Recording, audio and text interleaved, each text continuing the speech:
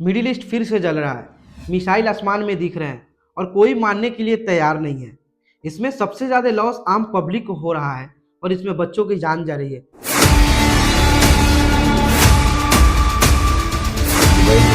Wild market पूरी तरीके से हिल चुकी है और दुनिया एक नए टेंशन के दौर में एंटर कर चुकी है।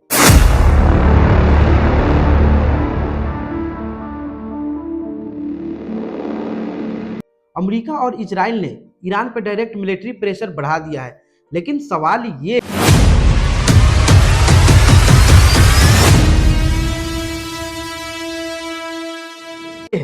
क्या यह सिर्फ मिलिट्री ऑपरेशन है या डिकेड्स पुरानी राइवलरी का एक्सप्लोजन है?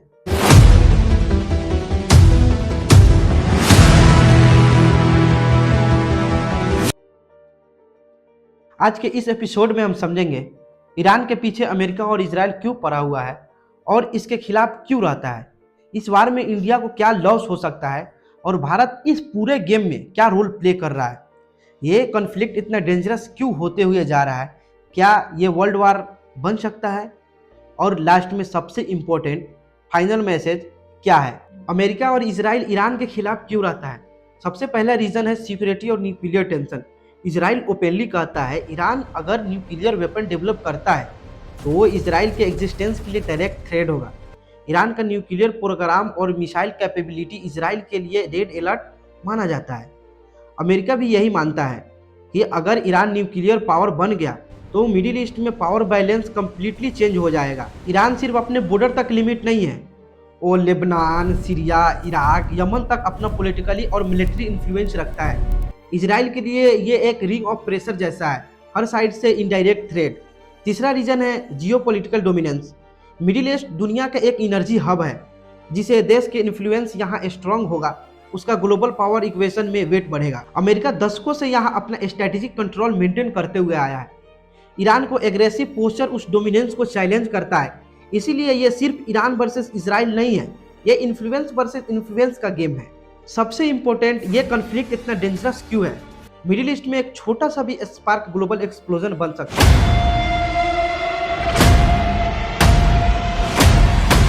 सबसे बड़ा फैक्टर है स्ट्रेट ऑफ हॉर्मुज। ये स्ट्रेट ऑफ हॉर्मुज क्या है, इस चीज़ों को भी समझेंगे।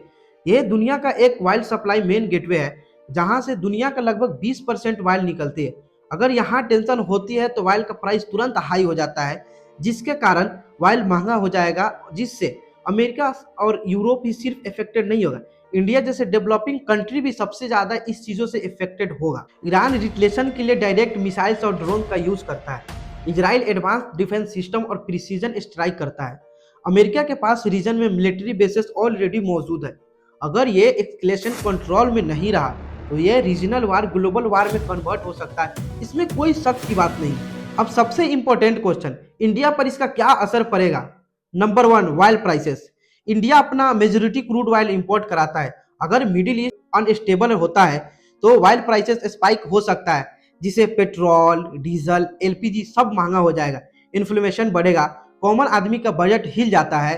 ये सबसे बड़ा डायरेक्ट इम्पैक्ट होगा इंडिया पे। गल्फ कंट्री में लाखों इंडियंस काम करते हैं, अगर वार एक्सकेलेट होता है तो उनकी सेफ्टी और ऑपरेशन पर डायरेक्ट इफेक्ट पड़ सकता है। इंडिया के लिए सिर्फ इकोनॉमिक नहीं है, ह्यूमैनिटेरियन कंसर्न भी है। नंबर 3, ट्रेड और शिपिंग। इंडिया का ट्रेड मिडिल ईस्ट के थ्रू होता है। अगर शिपिंग रूट डिस्टर्ब हुआ तो इंपोर्ट एक्सपोर्ट का कॉस्ट बढ़ जाएगा, इसका इफेक्ट स्टॉक मार्केट और इंडियन रुपीस पर भी पड़ेगा। अब सबसे इंपॉर्टेंट, इंडिया का इस पूरे गेम में क्या रोल है? इंडिया इस पूरे गेम में क्या अपना रोल प्ले कर रहा है, वो क्या चाहता है? तो इंडिया एक कॉम्प्लिकेटेड पोजीशन में है। एक तरफ इजराइल के साथ स्ट्रॉन्ग डिफेंस पार्टनरशिप है, तो दूसरी तरफ ईरान के साथ हिस्टोरिकल और स्ट्रेटेजिक रिलेशन है। इंडिया ओपनली किसी के साइड नहीं है, वो डिप्लोमेटिक बैलेंस करता है। इंडिया का फोकस है एनर्जी सिक्योरिटी, रीजनल स्टेबिलिटी, अपना सिटीजन की सेफ्टी और नेचुरल डिप्लोमेसी। इंडिया पब्लिकली शांति और डायलॉग की बात करता है, क्योंकि वार में किसी का फायदा नहीं होता है, सबका लॉस ही होता है।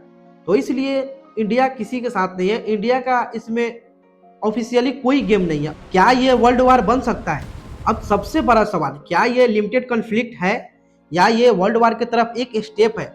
अगर सिर्फ टारगेटेड स्ट्राइक तक लिमिट है तो ये सिचुएशन कंट्रोल में आ सकती है। लेकिन अगर मल्टीपल कंट्रीज डायरेक्ट इस चीज़ों में इन्वॉल्व होती है तो वाइल सप्लाई परमानेंटली डिस्टर्ब हुए या न्यूक्लियर फैसिलिटी टारगेट हुए या एक्सक्लेशन अनस्टॉपेबल हो सकता है। फिलहाल दुनिया देख रही है, मार्केट नर्वस है, डिप्लोमेटिक एक्टिव है। फाइनल मैसेज, ये वार सिर्फ मिसाइल्स और बम का नहीं है, ये वार पावर, सिक्योरिटी और वाइल्ड इन्फ्लुएंस का गेम है। अमेरिका और इसराइल ईरान को एक लॉन्ग टर्म थ्रेट के रूप में देखा है। ईरान अपने आप को रीजनल पावर के रूप में प्रोजेक्ट करता है, बीच में फंसा है ग्लोबल इकोनॉमी। इंडिया का रोल इसमें बिल्कुल सिंपल है। इंडिया बैलेंस चाहता है, डिप्लोमेसी और अपना इंटरेस्ट की प्रोटेक्शन। आखिर में एक बात याद रखिए, वार सिर्फ हेडलाइन में ड्रामेटिक लगता है, लेकिन ग्राउंड रियलिटी कुछ और होता है। आपका क्या मानना है? क्या ये कन्फ्लिक्ट रुक जाएगी या मिडिल ईस्ट में ये गेम चलता रहेगा और ये एक कदम वर्ल्ड वार की तरफ है? आप कमेंट करके ज़रूर बताइए। अगर आपको ऐसे जियोपॉलिटिकल डीप एनालिसिस पसंद है तो इस चैनल को सब्सक्राइब करो और इस वीडियो को लाइक कर देना और बेल आइकन को दबा देना और इस वीडियो को ज़्यादा से ज़्यादा शेयर कर देना।